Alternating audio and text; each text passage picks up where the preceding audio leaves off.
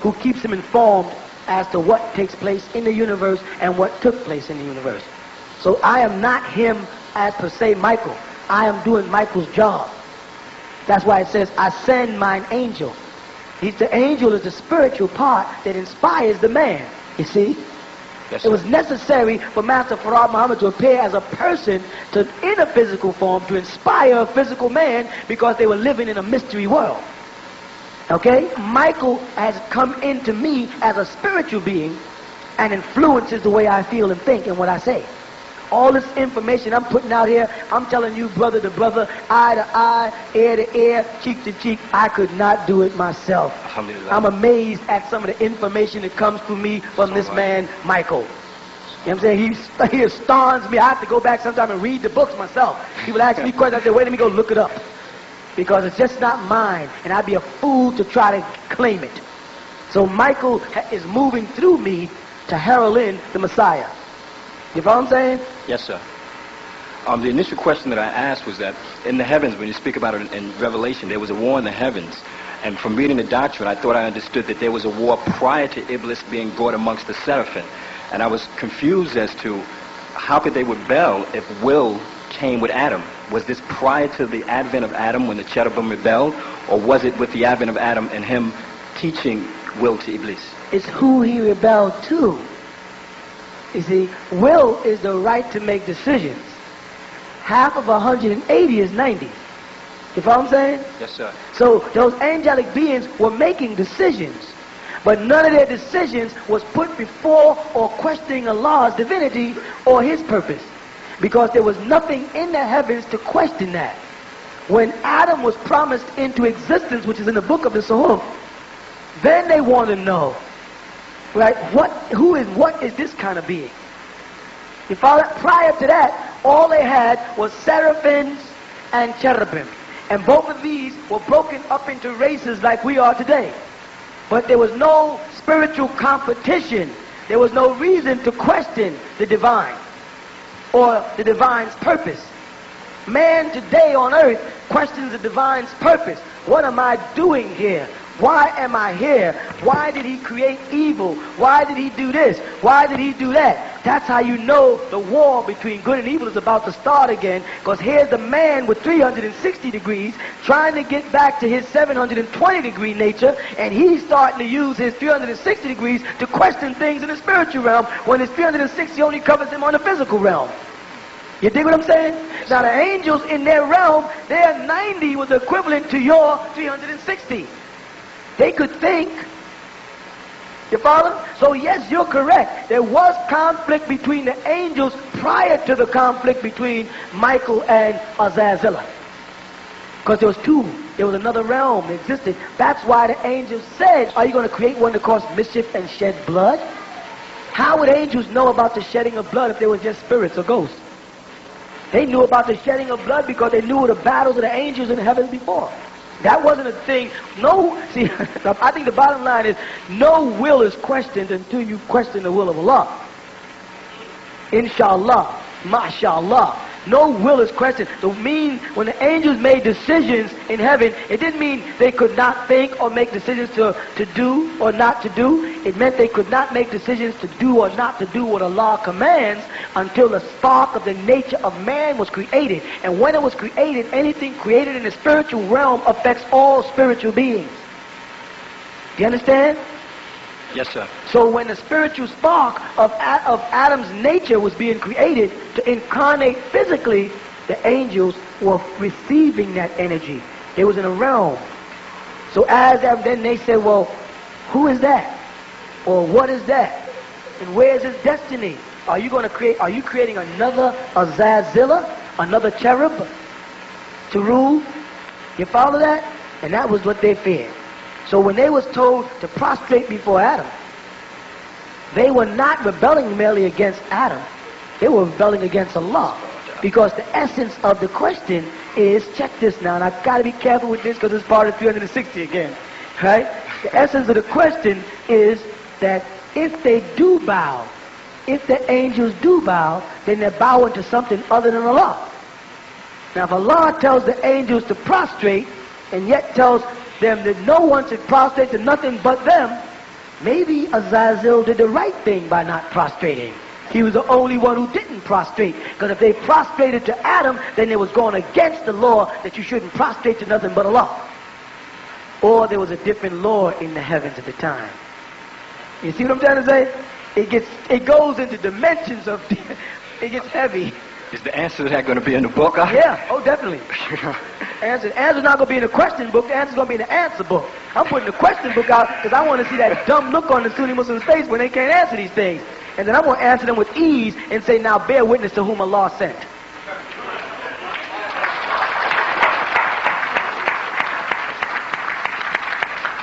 Thank you, brother. I just have one more question. The initial question was, Michael asked to bow down also. Was he amongst those who was asked to bow down, or because of his 720 degrees of knowledge, was he exempt from that? No, Michael was not asked to bow down. Assalamu alaikum. I have a question about forgiveness. Who are we supposed to forgive, and how do we forgive what has happened to us? All right? We are not supposed to forgive anybody. Allah is the forgiver. The white man is a fool when he stands up and tells me to forgive everything he did to me. And if I did attempt to forgive him, I still would not forget it. Which means the moment I see traces of it to pop up again, any form of racism, for instance, someone say, well, I don't have anything against colored people. Some of my best friends are colored. Immediately, that's a very, they think they're saying, white people, when they say that, they think they're complimenting you and they're really insulting you.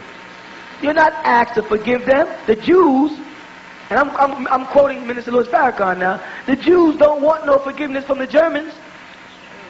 They still hunting them down and doing to them what they accuse them of doing to them, hanging them and burning them. They hung some guy who was almost 80 years old for their Holocaust. Well, black man, we had a Holocaust too. Millions of us died in the path between Africa, as they call it today, and America. Millions of black people died, man. And then when you got here, they sold you like a piece of meat. They separated your families. They molested and raped the women and the little girls to breed. And they made men who are of certain tribes breed with certain women so they can get bucks, as they call them. Big, strong niggas to work the field. And if any black man rebelled, they castrated him, or they hung him, or they beat him all throughout the South. And they formed an organization to enforce it, call it the KKK. And then the Sheriff's Department to enforce, to hold back all the religious ones. They call them sheriffs, because the word sheriff is from the word Sharif, which is a noble family of the Prophet Muhammad. That was a special branch of officers that worked with the Klan and wore a six-pointed star, and they call themselves the Sheriff, short for Sharif. You understand? They are still beating us today. Still shooting us dead and getting off like they ain't did nothing. Still poisoning us. Using us for operations to experiment with AIDS, experiment with syphilis. Depriving us of our education. You know, it's so funny, the blacks went out their way in the 17th century to form a black lodge called the Prince Hall of the Masons. And then when they brought all their minutes to them in London, they rejected it because they were niggers. You had to be an Anglo-Saxon Christian. You know, blacks, instead of telling them what to do with it, went off and formed their own lodge anyway, to want to be like white people. The Prince Hall Lodge, it's true. You know it is. What has the white man ever done for me and you but abused us? Come on, man. I want to know the truth. I had too many black people saying, all white people ain't bad. All the bacteria and AIDS ain't bad. I'm not interested in all of it. I'm interested in the one that can kill me. So I'm not going to accept AIDS because all of the bacteria in AIDS is not bad. You're right. We might find, one white good person. And we'll call him Cherub. Or Azazel, and we'll try to raise him amongst us like they did the New Kids on the Block. Raised amongst blacks. Their music produced by a black man, had black girlfriends, and then soon they got some authority, now they're white, the number one white group in America. just like Azazel, the angel, raised amongst us out of mercy. And what he do? Caused a war in the heaven and caused everybody to be cast to earth. And then a hell be created. No, we ain't supposed to forgive them no more than they want to forgive the Germans for what they say the Germans did to them.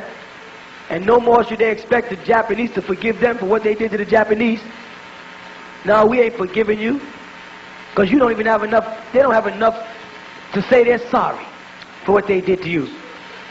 They give you February as Black History Month, and you bragging, and that's the shortest month in the year. I noticed that. They gave you the shortest month, and that 1 month out of the year, they're going to pretend they recognize our blackness. We ain't no 1 month people. We was on the planet before the white man fell out of us as a disease. Like Minister Louis Farrakhan said, we are their mothers and fathers. And you better honor your mother and father so that your days may be long on this planet. Because we getting ready to spank you for all the devilishment you're doing like a parent does. And we're going to spank you with love because we're not as wicked as you are. We don't want to kill you. We don't want to hang you, and we can't castrate you. We don't want to do these things to you that you did to us. We just want you to either respect us or leave us alone. That's all, one or the other. Either respect us for who we are or leave us alone and let us build for ourselves. Let us reprove ourselves. Can y'all relate to that?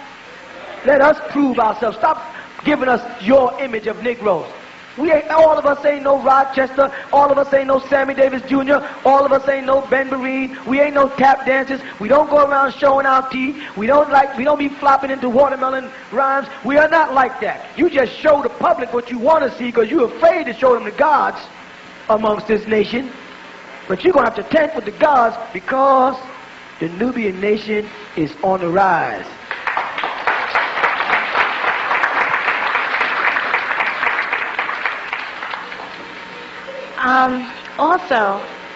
I heard a brother say that in the Quran it says that men and women are equal, only the men are a degree above women. How are we equal? I don't understand. Insofar as Allah created us of the same substance, we both have a mind and a soul. We both stand before Allah as individuals. No man is more religious than any woman. No woman is more religious than any man. We have all the same potential. The only thing that makes women appear to be a notch beneath men is the fact that it takes us a couple of minutes to drop a seed and it takes you 9 months to cultivate. That's all. Shukran. And if any Ansar is telling you women out there, you ain't got no soul, you got to get your soul from me, laugh at him and walk away. Assalamu alaikum. If we reject Paul as apostle of Jesus Christ, why quote him in our literature? If you look at our literature, you see whenever I quote Paul, I quote him in the negative. I will explain Corinthians to show you how Paul is corrupting Jesus' teachings. You follow what I'm saying? Mm-hmm. But not, whenever I speak of divine revelation, I say it is either the book of Revelation or the book of John, because those two books confirm themselves. All the rest of them are not. They're letters and stories. And none of them even claim to be divine. Only the book of John, son of Zebedee, and the book of Revelation, which is Jesus' Injil. And most Muslims make a mistake. If you talk to the average Orthodox Sunni Muslim, he talks about the Injil as the Gospels. And he makes it plural, when in Arabic of the Quran it's El-Injil, a single, the book of Revelations. Last week, Siraj Wahad said, we believe in the Gospels of Jesus. No, Muslims don't. Muslims believe in El-Injil, the Gospel of Jesus. Not in the Gospels of Jesus. I wish these brothers would learn how to read their language so they'll see what they're saying and stop making a fool out of all of us in the eyes of the Christians. Go ahead, brother. Okay. So the only books that are correct are Revelation and John then? That's only books in the New Testament of the divine. The other ones are not but hadith. They're revelations, but they're hadith. The same way there's hadith that Muslims have by Bukhari, and there's hadith that the Jews have called the Talmud. You follow? But they're not divine. You're right. And the second question is When Canaan was cursed, why did he take his sister with him? His sister with him? In the ancient Hebraic doctrine, when a child was born, a woman and a man, they were destined to be mates. They say betrothal in the scriptures. That's how they use it. In Israel, if a man child was born, they took a woman child from that tribe, and that person was destined to be their mate without their decision, unfortunately. That was real cruel. But without women's decisions, they were just able to marry them just like that. You follow that? Yeah. That's why. So therefore, because Selha was assigned him at birth, she had to go where he said. That was their rituals back then. Don't make much sense today. And plus, you can't get no woman to do that today. Okay. Ecclesiastic 9:5 states that the dead are conscious of nothing. Can you explain that to me?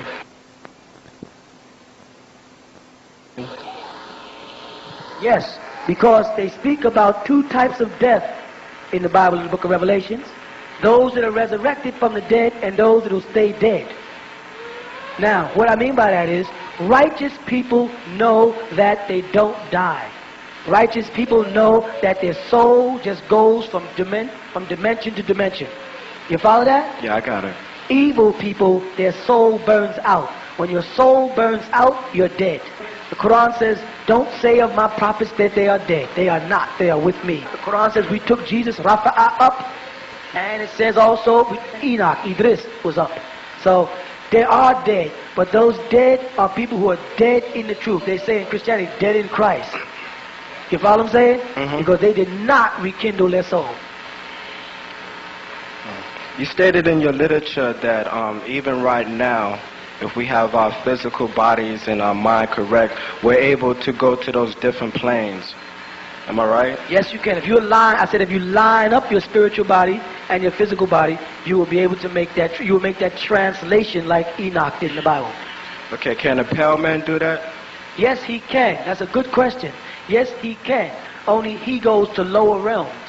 There's upper realms and lower realms. There's Hades and there's Samawa. The devil in a spiritual form travels to lower realms where there's demons. He cannot go up where to the fourth, to Malakut, to the fourth realm where you can.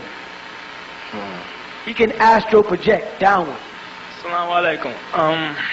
I was ever since I read the book Science Creation, there's always been a question that bothered me, and your son Yaqub just brought up to mind when I was talking to him, and that was at the forming of Adam's body, when Allah subhanahu wa ta'ala told, I believe it was Jibril, to go down and collect, I believe, the substance to make it. And Jibril, you know, the substance pleaded with Jibril, no, and Allah sent Mikael.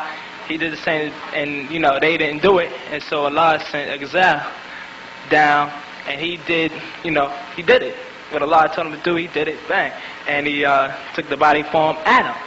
Now, when he did that, Allah told him, because he had no compassion for the forming of Adam's body, he shall be at the forefront of collecting souls.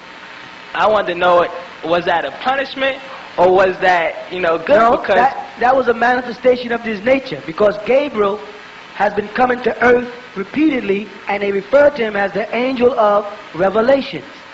And Michael has been coming to the earth repeatedly because he is a defender of Tawheed.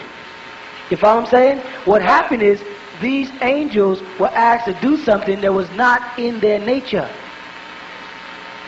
Do you understand that? But this was before, wasn't this before anybody was on the earth? Yeah, it's not in their nature. This is what they were destined to be. Because their names tell you what they're destined to be.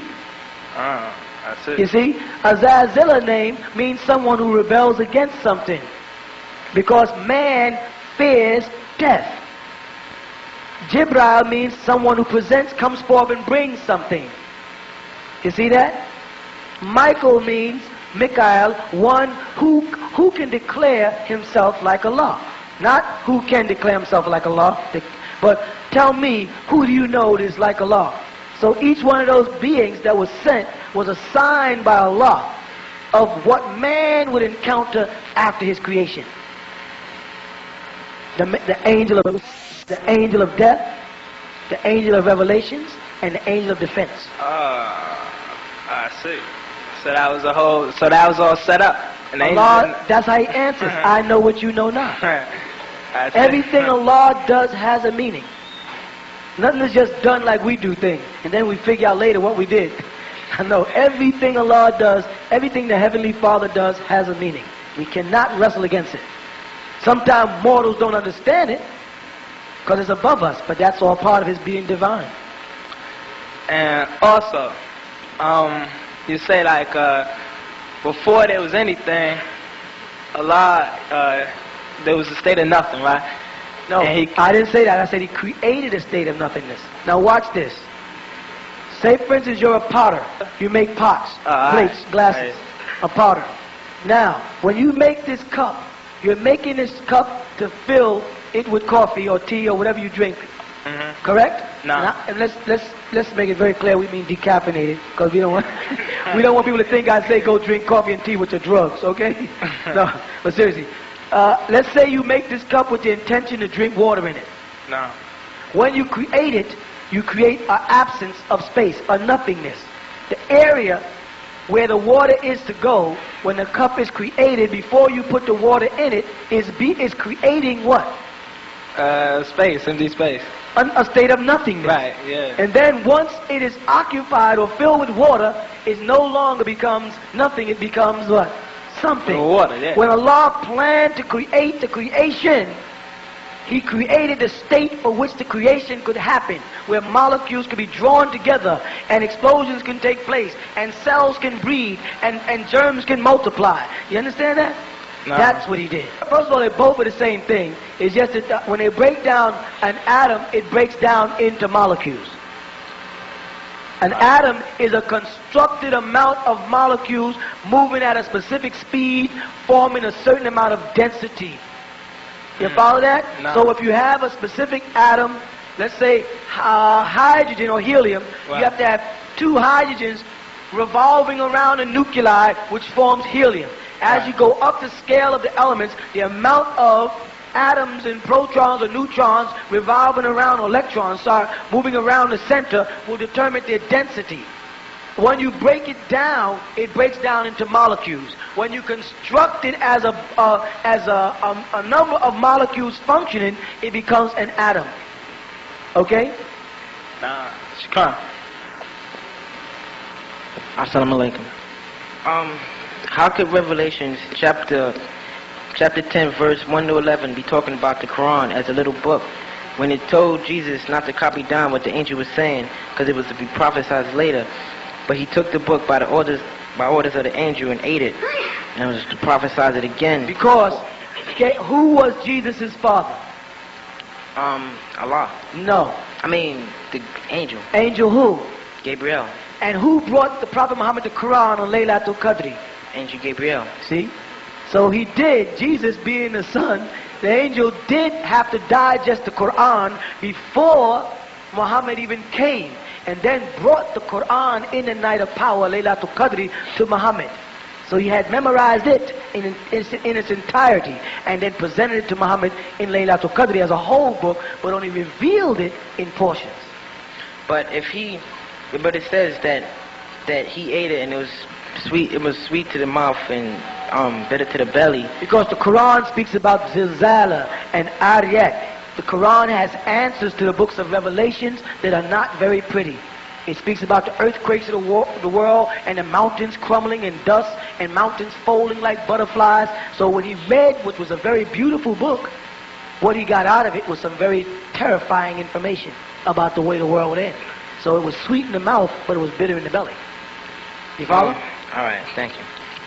Also, how do we have a Quran today if Uthman burned the original? You don't have a Quran today because Uthman burnt it. And that's one of my biggest arguments to Sunni Muslims. They refuse to accept the Ali Quran.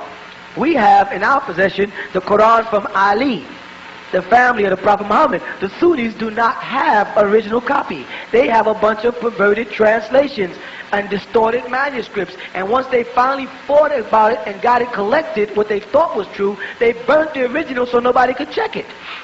But they overlooked that Fatima and Ali and the family, or the Ahlul Bayt, had their Quran also. What does Allah mean in Hebrew? Arabic and Hebrew are both dialects of Syriac. The root of both of them is al. In Hebrew, they say alif, and the word is lam. In Arabic, it's alif, lam. Al, the. Whenever you speak about Allah, you say the. And if a person says the what, you say the. The who, the. The when, the. Allah is al. Then they add illahu on it, that which created it, or that which is the essence of it. They use the word huwa from the root word ha or hawa'a, meaning a kind of love that is divine. Look it up in the dictionaries. Or the word ha alif, meaning for me to present something to you. If I was going to give you something, I say ha, which is like here, take this. Not huna, like here, stand here, but ha. So when you put ha on el, you get the source of divine love that presented itself. And it presented himself by ruh to nefakha, by breathing of his own self into you, which gave all human beings the attributes of ishq, called divine love. When it permeates from Allah, it comes down as something that man does not understand. The kind of emotions and concern that man does not understand. When it settles in man, it's known as ishq. When man tries to apply it, it's known as wood. When man does apply it, it's known as hib. Those are dimensions of divine love incarnating as a part of the divine into you. Thus, your heart is painted over with the love of Allah. As mean as you try to be to white people, you really can't be. As tough as you want to be, if a white person falls in front of you, you'll help them up.